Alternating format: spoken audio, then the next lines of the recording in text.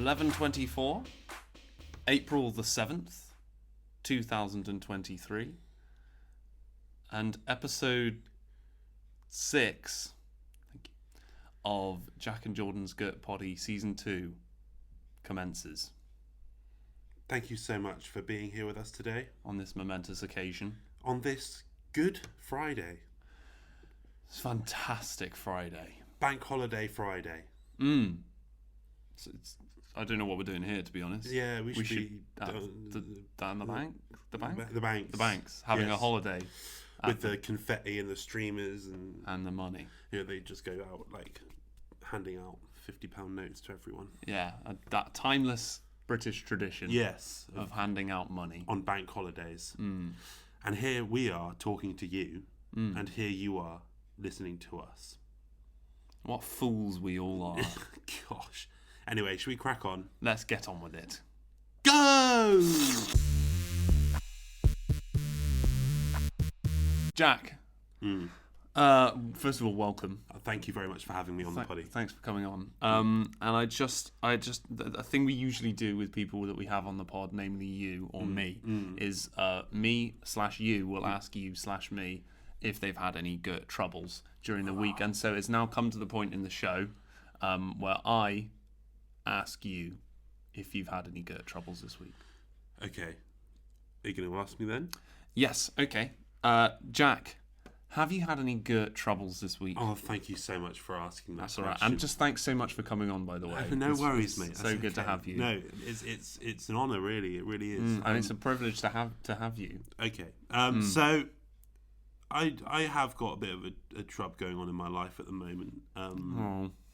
In my house that I live in at the moment, I have a wonderful amenity just outside my bedroom door. I live on the second floor, or first floor. The second in the floor plan. Anyway, I digress. It's not important. I bury myself in details. There's a lovely amenity outside my bedroom door on my floor. And it's an amenity that I don't think is prevalent in many other people's living situations. I certainly haven't heard of it before. No. And the amenity that I'm referring to is my kitchenette. Ah, the kitchenette. My kitchenette. Ah, lovely little kitchenette. It's like a kitchen, but small. It's lovely. In there we've got some wonderful things. We have a sink. Oh wow. With both hot and cold tap. Whoa. We have kettle. You are with kettle? We are with kettle in the kitchenette. We are with toaster in the kitchenette. Oh, yeah. We are with toaster now. Yeah. We are with microwave in the kitchenette. Ding. It's got quite a nice ding to it, actually. Oh, you can always tell the quality of a microphone by the microphone. So the kitchenette. Yeah, and there's lots of cupboards. I have a lot of storage space. Obviously, it's a shared area, but I have enough space to store my things. In my cupboard, I have my PG Tips tea bags, my Nescafe instant coffee powder. I have some flavour drops for my coffee. Wait. Flavour drops? Yes, flavour drops. What on earth is that? They are drops of flavour. Yeah. I've also got my crisps. Some. Anyway. So the trub with the kitchenette. Oh my gosh! Yes, the trub. What trub could there possibly be with a kitchenette? Well, at first I thought, you know what, this is great. As one would. Yeah. But now I've been with kitchenette for 3 weeks, and we've got smelly sponges. You are with smelly sponges. We are with smelly sponges. Now we've got two sponges actually. We have the first sponge is just your normal standard. When you think of a dish sponge, you think of this. It's yellow and it's got the green like fuzzy bit at the bottom. Sure, like that. Sure. And that's fine. We've also got what I think they call in the trade a dish-o-matic.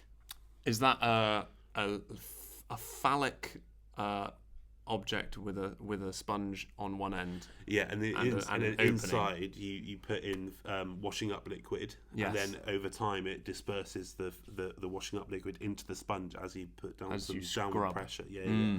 So those are the two sponging options. Now, of course, where it's shared accommodation, it's a shared amenity, there's a little bit of grey area over who's responsible for what. Okay, Sure. So when I moved in, the sponges were already there.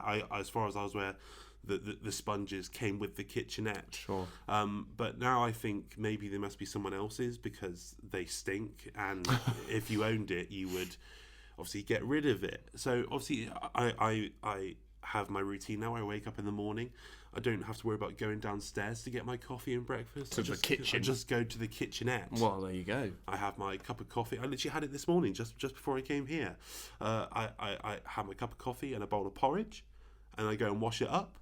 Obviously, porridge leaves some residue in bowls, as does coffee. Sure. Getting rid of it, and yeah, all gone. And then I give it a sniff, and my clean cup and plate, a bowl and spoon, all smell of smelly sponge. Could you take a brief second just to describe the smell of the smelly sponge? Yeah. For us? So imagine, if you will, a sponge that has been used for a month. It's that smell. Okay, all right. I think I can do the mental leap there. It's just very dampy. It smells dampy. Dampy. Dampy. Dampy. Dampy. Dampy. It smells like them damn pee, brother. Well, listen. First of all, I think, I mean, if it were me, I would feel slightly honoured that my kitchenette even included a sponge, because a kitchenette implies a sort of a decrease in the amount of facilities compared to a kitchen, and so the inclusion of a sponge in the first place is something to be celebrated, I think. So, congrats. Thank you. But I mean, you just gotta replace the sponge, bro. But not my sponges. Why don't you get your own sponge? My own dish-o-matic. Yes, your own dish-o-matic that you keep on the bedside table. And then you can just have a dish-o-matic and a cup of water by your bedside table. And then when you're done with your coffee cup, you just my in the cup of water and then give it a little scroob. On my bedside table? Yeah. But there'll be no space for my half-size cutout of you on my bedside table. I guess I'll have to go in the bed. Oh. Fair enough. All right. Thanks, man. Get trouble solved. That's all right. Try not to get too much washing up liquid on the bed sheets or on my face. But other than that, yeah, that should be it. Thanks, man. That's all right, buddy. Appreciate it. Thanks for coming on. No worries.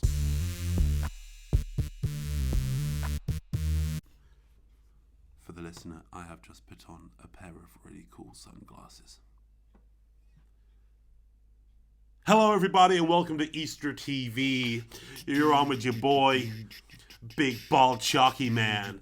Yo, basically, what is up, guys? Happy Easter. I'm glad you're all here.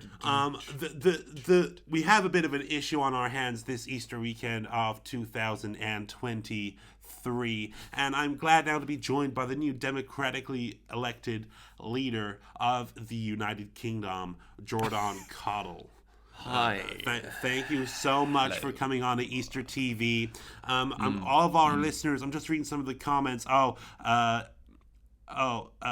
Hey, Playboy girl, welcome to the stream. Thank you so much.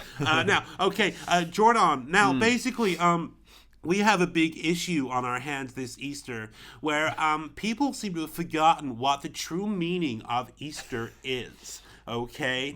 Now, what I want you to do is, could you just deliver down camera one here? Just this one here? Yeah.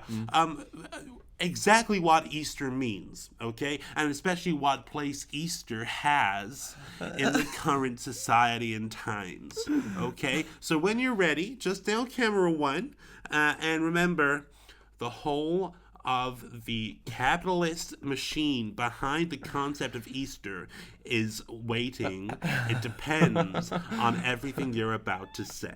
Okay? 3, 2, 1, go. Hi. And before you do that, really, I want you to pull on the heartstrings of the viewers, okay? Sure. Because sales at the end of the day is tangibly connected to heartstrings.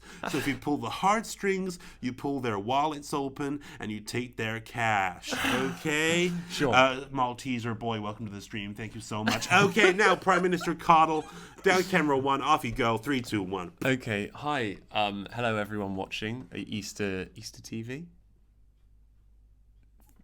Exclamation mark. I love Easter TV. Obviously a publicly funded network. We take a great deal of pride in Easter television at this time of year. Easter. It's a shame to hear that people have forgotten what Easter means. Here at His Majesty's government, we take Easter very seriously. Now, Easter obviously is comes from the Christian. What's His Majesty's favorite type of Easter egg? The round ones. King Charles loves round chocolate Easter eggs. You heard it here first on Easter TV. Oh my God! Sorry, he does. carry on. So Easter is a traditionally Christian tradition. Sorry, you can't say Christian on Easter TV.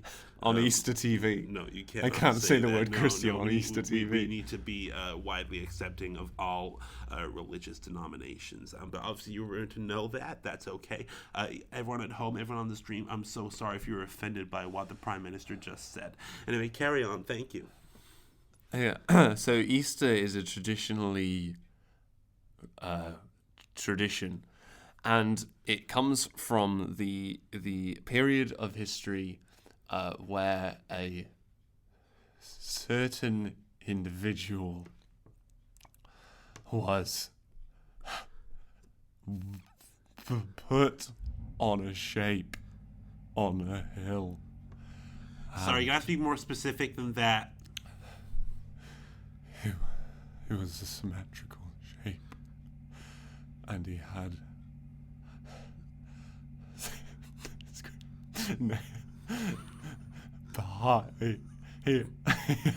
they'd been to the hardware store, they'd been to B&Q, and they'd got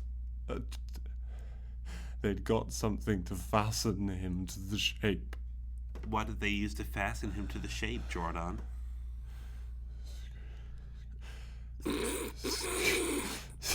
Screws.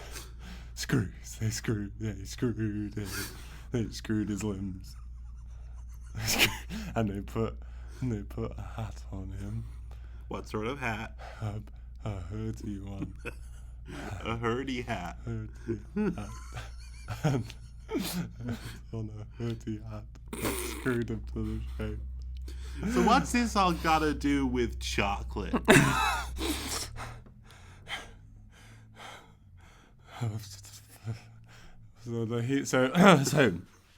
So he died.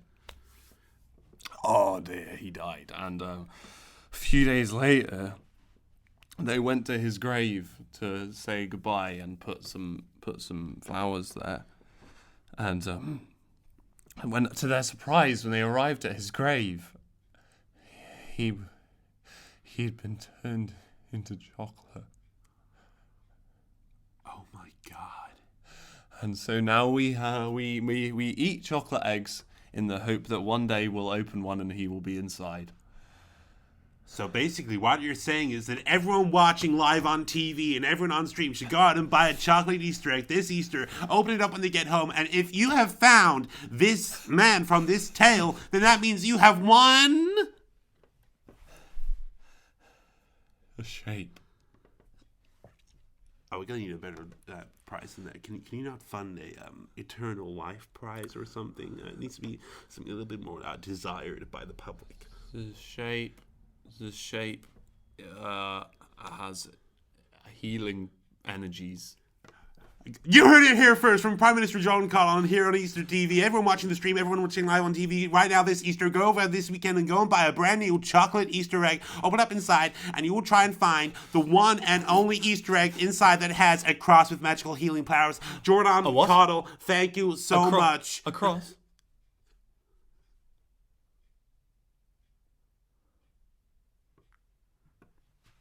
so sorry. I have ruined it all. We have to defund Easter television. I'm sorry. Oh, God. I'm going to go back to my old job on Tooth Fairy TV. And I'm going to go to B&Q. Gurt problem finished? Finished, I think is the operative word.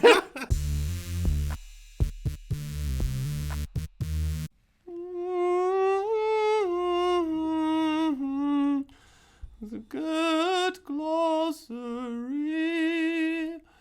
Jack, oh Jack, stringer. That's me. Make a word up, please. 3, 2, 1, go.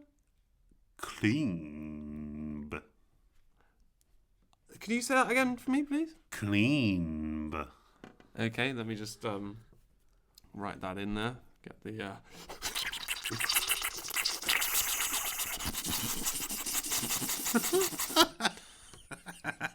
So how are you spelling that? I've done the scribbles, so we're ready. How are you? K L E E N B. Okay, so it's as it's. Oh, Oh, clean. there's an A. Okay, clean but. Okay, cool, nice. So where do you want to start? With its meaning. With its meaning? Okay, I'll start with its meaning. With its linguistic classification, or let's go through the etymology. deeds. Yeah, sure. So cleanber, noun, and it's kind of fitting that we're talking about this word at this special time because it is deeply rooted in the foundation of Easter. The cleanber is the it's the hang on, I'm just trying to figure out what word to put it in. Give me a second. So you know the hot cross buns? Familiar. Cross buns. Familiar. So on hot cross buns, obviously they are a bun sweetened with a cross in the top of it to signify what they stapled that man to. So the cleanber is the point in the middle of the cross where the two bits overlap. Now, obviously, on modern day hot cross buns, it's not really a cross shape anymore. They're just two lines that go over each other. It's like a plus logo from maths. Or if you turn it on Plus logo from math. or if you turn it 90 degrees, or not even that, 45 degrees, it looks like the multiplication logo from maths. Or the X marks the spot symbol from Pirates. I've got no idea what you're talking about. But obviously, back in the day, the Holy Jeebus died on a cross. Now, if you imagine the x-axis, the y-axis of the cross, the vertical arm, obviously halfway down exactly, you get the horizontal line that makes the aforementioned version of the cross, the plus logo from maths. I see. But in the historically accurate cross shape, the horizontal arm of the cross was actually just a quarter of the way down from the top. And that's fine, but obviously now that means that that hot cross buns nowadays are historically inaccurate. Now the cleanber obviously is the point where the two lines interject, and I'm a member of the Cleanber Awareness Authority. Yeah. The CA, if you will. Yeah. And we are putting together a bill to run through government about just getting a bit of re-education out there about the cleanber. Sure. Because where it's supposed to be. I'm going to bring a bit of truth to the poddy now. Oh, okay. All of us at the Cleanber Awareness Authority, if you'll pardon the pun, are really cross. Why are you cross? Because the cleanber It's just been thrown out of the window. People don't care about the Cleanber anymore. The Cleanber being the point, the accurate point where the cross should intersect. Yes. Sure. You can't move the goalposts. You can't move the Cleanber. If it's a cross, put the Cleanber in the right place. If it's a plus logo or a multiplication logo from mathematics, that's not a Cleanber. That's just the bit where the two symbols interject. There's not even. Is there even a term for that? I mean, I don't. Yeah, the bit where the two lines interject. Right. Well, Jack, fair enough, and I can understand why you're so impassioned about this, and Thanks, all the best to you and the guys down at Car. I just wanted to know. I mean, obviously we're on air right now. Yeah. You have got some airtime here. I don't know if you want to talk about any events the Car gang have coming up, any fundraisers or anything. Yeah, sure. Awareness. So we've got the Car Speakeasy. Sure. So it's a night of spoken word poetry about the Cleanber. Yeah. It's not funny. No, it's not. No. No, you're right. I'm so sorry. We got the Cleanber Awareness Authority Fun Run. Yeah. That'll be great. I mean, I'm going to be there. Obviously, I'll be there every step of the way. I'll be there handing out hot cross buns on the side. Accurate hot cross buns? Who do you think I am? Hey? What have I literally just been speaking about for the last 5 minutes? Yeah, fair. Yeah, you did just say. Yeah. And then the other one, the other event that we've got coming up is that we're actually sponsoring the tour of local sketch comedy 5-rated duo Jackandjordan. We're sponsoring their tour of a sketch show. Oh, are you? Yeah, yeah. So we'll be there in the foyer at all of the shows with our pop-up stand, offering out leaflets and educational pamphlets. And we're just here to talk to people at the end of the day. So if you're coming to watch Jackandjordan's A Sketch Show, keep an eye out in the foyer for our stand. That's the KAA, the Cleanber Awareness Authority. And I'd just like to say, Jordan, thank you so much for having me on. Thanks for coming on the poddy, Jack, honestly. And good luck to you and all the guys down at the Cleanber Awareness Authority. Thank you. And we'll see you at the fun run. Thanks, mate. Cheers. I'd just like to welcome everyone now to the GURT Gap.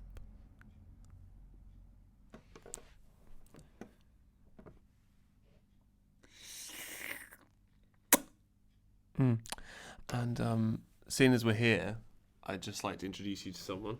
Okay. So this... A guest on the poddy. Mm-hmm. Yes. So this... this is Donald. So for our audio listeners, Jordan has just retrieved a robotic-looking dinosaur toy. Yes. Toy? Sorry. Figure. Artifact. Sorry, shit. Fossil. Oh, fossil, yeah, mate. This is a like toy. From the 70s, yeah. No, Jack. So, okay. Sorry, let me explain. Sorry. Let me just explain. Yeah. So this is Donald. As you can see, he's beautiful. He's beautiful. He is, as you can tell from the spikes along the top here. We have. It is believed that he was a Stegosaurus. You're kidding. Yeah. That infamous old favourite, the Stego. Yeah, and as I said, we can tell this from the spikes. Now, the archaeology community are going mad over this particular item. Yeah. Because of how well preserved it is. I mean, if you just give it have a look around. Visual viewers. I'm holding the exhibit up to show you now. It's wonderfully kept. I mean, it's almost astounding how much of the specimens bits silhouette are all there. Yeah. I mean, it's got the classic silhouette, and I'm here to answer any questions you have about who we've lovingly called Donald, who will be Okay. heading to the Natural History Museum later this year. So I'm just going to set him down Wow. there. Oh, am I going? Yeah, I am. Yeah. Okay, yeah. Cool. Okay. So, I've got a question. Could you, for our audio listeners, Donald's top, so the top of his head and all the way down the top of his back, cranium. the cranium, yeah, and working the way down the spine and the spikes, The jabbers. the jabbers, yeah, the jabberoos, and the tail, The swingers. the swingers. Thank you. Yeah, sorry. yeah. Sorry. They are all blue, Yeah. whereas the rest of his body is kind of like a plastic coloured grey. Yes. Could you offer any explanation to that? Well, the truth is, Jack, I don't have an explanation for that at the moment, and that is what makes Donald so interesting. Okay. Is that we didn't believe that these sorts of minerals and materials were around 65 billion years ago, which is the window, the period in which Donald here would have existed. Yeah. So we can only assume, and most scientists I've spoken to have started to agree on this, aliens. Sorry. Aliens. Aliens. What? That's an alien. No, that's a dinosaur. Oh, sorry. No, so the aliens did that to him. Potentially. The aliens turned him blue. And plastic, yeah. And plastic. Oh, Yeah. right. And now we're getting somewhere. Okay, good. Okay. Because, most fossils now are, like, turned to stone, really, aren't they? In amongst mud and silt and stuff. And sedimentary layers of Earth. Whereas... But I think this is going to signal a new age of fossil discovery where we're going to start seeing a lot more of these plastificated specimens. And what's really interesting about Donald, with the most interesting part, is that if I just... It actually contains some of the sounds that you would have heard at the time of Donald's life. It's like a seashell. It's like a seashell. When you raise a seashell to your ear, it sounds like the sea. Yeah. When you give Donald a flick on his ass, he sounds like a dinosaur. Sorry, did you just say a flick on his ass? Yeah. A flick on his ass. There's an extra one for you there. Oh. I think he needs to be put away now. Too much exposure to the particles found in our atmosphere can begin the deterioration process, and it would undo all the hard preservation work that our good Mother Earth has done over the years. So I'm going to put Donald away now, but I hope that you all take away something from this, and you can go and tell your friends that you have seen a full real life stego in the flash stick. Jordan, can I just say thank you so much for giving everyone this experience? That's all right. Yeah, I don't usually get my dino, my fossil collection out very often, but this is one of my favourite specimens. So, and I'd just like to say, let's thank Donald. Thanks, Donald, for existing. I'm going to put him away now. And I'd just like to say, thanks so much for having me on the poddy. No worries, man. It's been really lovely coming on. It's great that we get a varied perspective on things from guests on this podcast. Absolutely. Especially with your background in history. So thank you so much for giving it. And as one of the hosts of this poddy, I've loved being a guest on the poddy. It's been absolutely fantastic. So nice. So honestly, I'd love to do it again in the next episode, which I will be hosting with you. Great. See you there. So, it is 11:54, Friday, the 7th of April, 2023. Good Friday. Yes, just fantastic Friday. Really good. Really, really good. Fantastic Friday. So the boomerangs, isn't it, on Instagram? It's like, oh, yeah. That's enough. Cool. That's the gift for this episode done, isn't it? Okay, good. All those gifts you make. Yeah. Anything to say before we get to the closing moments, Jack? Don't want to sound like a broken record, but we are going on tour. We are going on tour. I put the print media away.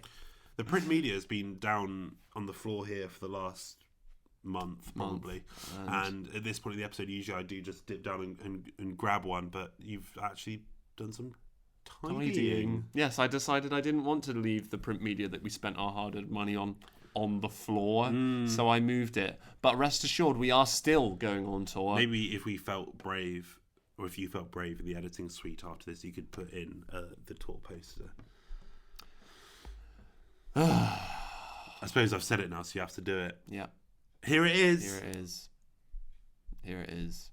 Yeah. Yay! Cool. Yeah, Great. so we're going on tour. Book those tickets. Yeah, book them in. Especially because Jordan's fiddled with the video now to put an image of the poster in. So I did that for you. You could buy tickets for us, really, honestly. It's a two-way street. Yeah. Yeah. April 21st till June 2nd. 2 weeks today. We start 2 weeks today. And 2 weeks today, the final episode of GURT PODDY Season 2 will be coming out as well. Funny how we've aligned that schedule up with the start of our second tour, is it? It's almost like we plan these things. We planned these things. Anyway, let's name this episode. Yeah, let's crack on. I'm going to get the J&J typewriter out. And here we go. I'm going to start it off with a letter N. E. K. K. A. Full stop. Nekka. I like it. Nekka. Nekka. Thanks so much for coming, everyone. Thanks so much for coming on the poddy. It's been an absolute privilege having you here today. Thank you so much. Thank you so much.